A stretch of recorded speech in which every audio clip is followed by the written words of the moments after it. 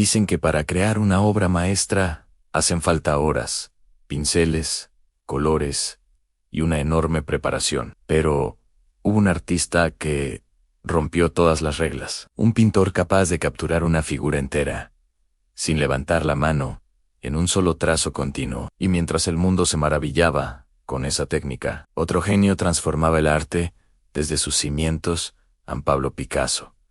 Un hombre cuya vida fue tan intensa como su obra. Hoy descubrirás la historia del pintor de la línea infinita y cómo esta técnica se cruzó con la revolución artística que Picasso dejó marcada para siempre. La idea de dibujar con una sola línea parece simple, pero no lo es. Esta técnica exige una visión total de la figura antes de empezar. Cada curva, cada gesto, cada sombra debe imaginarse antes del primer movimiento. Es como caminar sobre un hilo en un solo error, y la figura pierde sentido. Muchos artistas lo intentaron, pocos lo dominaron, porque el trazo continuo no es solo una técnica, es una filosofía. Es dibujar sin miedo a equivocarse, sin permitir que la mano dude, es dejar que el pensamiento y el movimiento se vuelvan uno. Y en el siglo XX, esta forma de crear empezó a resurgir gracias a una figura que cambiaría el arte para siempre. Y esa figura era Pablo Picasso. Nacido en 1881 en Málaga, España, el arte corría por sus venas desde el primer día. Cuentan que su primera palabra no fue mamá ni papá, sino pis, de lápiz. Su padre, José Ruiz y Blasco, era un pintor y profesor de arte que rápidamente se dio cuenta de que su hijo no era como los demás. El talento del niño era casi sobrenatural. A los 9 años, ya pintaba con una madurez que superaba a la de muchos adultos. La leyenda dice que a los 13 años, su padre, al ver una de las obras de su hijo, le entregó sus pinceles y su paleta, y juró no volver a pintar, reconociendo que su hijo lo había superado por completo. Pero para el joven Picasso, dominar la técnica tradicional no era suficiente.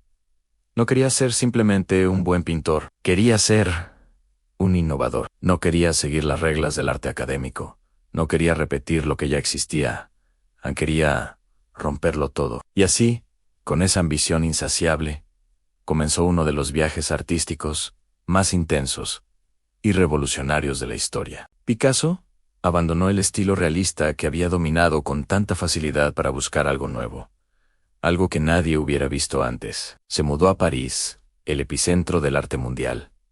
Y allí, entre cafés bohemios y estudios llenos de ideas, su verdadera transformación comenzó. Aunque es mundialmente famoso por el cubismo y por obras monumentales, como Las Señoritas de Aviñón o Guernica, Picasso también exploró profundamente el arte de la línea continua, una técnica que se alineaba perfectamente con su búsqueda de la simplicidad y la esencia. Sus dibujos de una sola línea son una maravilla. Capturan animales como el famoso camello, el pingüino o el perro salchicha, rostros y figuras humanas con una elegancia que parece casi imposible. Son simples, pero están llenos de vida y movimiento. Son rápidos, pero increíblemente precisos. Parecen infantiles, pero detrás de ellos hay una genialidad absoluta. Picasso mismo lo dijo: Anne, tomó 4 años pintar como Rafael, pero toda una vida aprender a dibujar como un niño para él.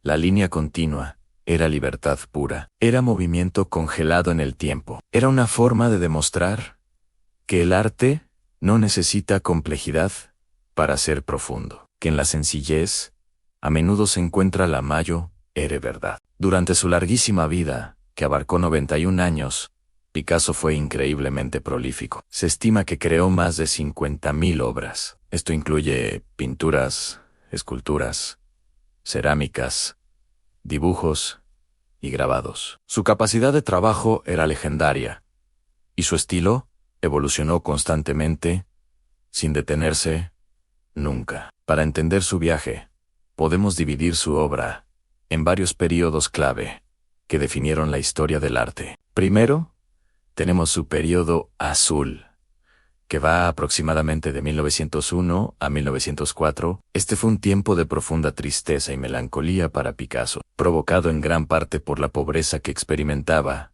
y sobre todo, por el suicidio de su amigo cercano, Carlos Casagemas. Sus obras de esta época están dominadas por tonos fríos de azul y verde. Representan a mendigos, ciegos y figuras solitarias y marginadas. Obras como La Vie o El viejo guitarrista ciego son ejemplos perfectos de esta etapa. Son pinturas que transmiten un dolor silencioso, pero abrumador, reflejando el estado de ánimo de un artista joven que sentía el peso del mundo sobre sus hombros. Luego, a medida que su situación personal mejoraba y se enamoraba de Fernande Olivier, su paleta de colores cambió drásticamente, dando inicio al periodo Rosa en abarca desde 1904 hasta 1906. Los tonos azules y fríos fueron reemplazados por colores más cálidos como rosas, naranjas y tonos tierra. Sus temas también se volvieron más optimistas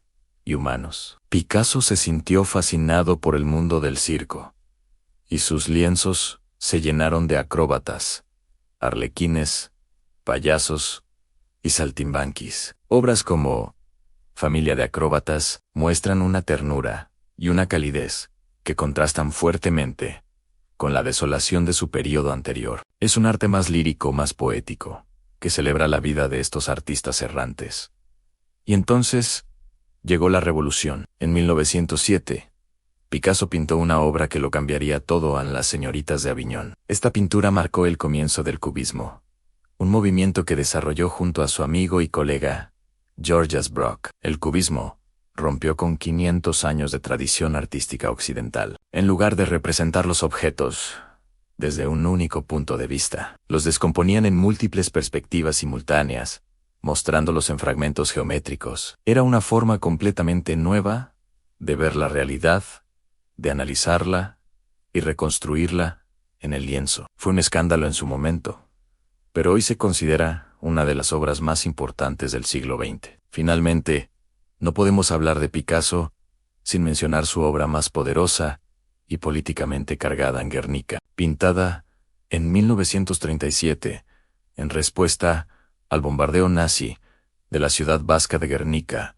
durante la Guerra Civil Española. Esta obra es un grito monumental contra la guerra y la brutalidad humana. Es un mural gigantesco, pintado en blanco, negro y una gama de grises, que transmite el caos, el sufrimiento y el terror del conflicto. Cada figura, desde el toro y el caballo hasta la madre con su hijo muerto, cuenta una historia de dolor. Guernica se convirtió en un símbolo universal de los horrores de la guerra y en un icono de la paz. Y en medio de todas estas grandes obras, de todos estos periodos y revoluciones, los dibujos de una sola línea de Picasso se convirtieron en una especie de firma personal, un recordatorio constante de que incluso el genio más complejo y revolucionario disfruta de lo esencial. Esas líneas simples, que capturan la esencia de un animal o una persona con un solo gesto,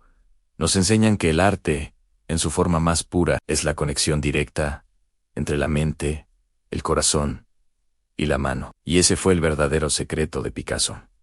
Nunca dejó de explorar, nunca dejó de jugar, y nunca dejó de buscar la verdad en un simple trazo. Gracias por acompañarnos en este viaje por la vida y obra de Pablo Picasso. Si te ha gustado, no olvides darle like, suscribirte y activar la campanita para no perderte nuestras próximas historias sobre los grandes genios del arte. Nos vemos en el próximo video.